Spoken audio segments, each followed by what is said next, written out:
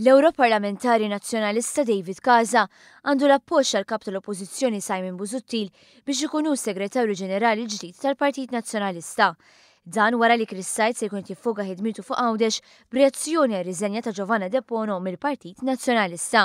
Xogħol li suppost diġà kienet jagħmel meta fl-aħħar ixafil inħatar bħala Shadow Minister għal Għawdex.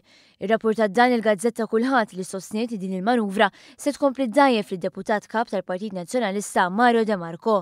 Skont il-kulħadd ir-relazzjoni bejn Casa u De Marco mhijiex waħda tajba tant li dawn it-tnejn ma jitkellmux bejniethom. Għal daqstant jekk il-pożizzjoni ta' Segretarju Ġenerali ġdid fih dan il-Partit Nazzjonalista timtela minn David Casa se tkun iġġenerata qasm oħra fil-Partit Nazzjonalista.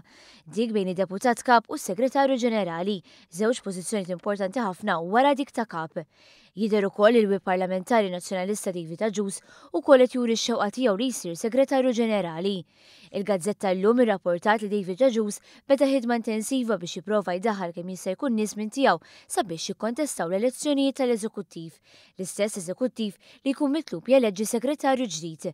Iżda mara f'dan kollu Simon Busuttil se jaħal Aġus u widbu biex ma jużax dawn it-tattiċi minn taħt. Din taqtija l-post ta' Segretarju Ġenerali qed tkompli tikkawża firdiet fih dan l-istruttura interna tal-Partit Nazzjonalista.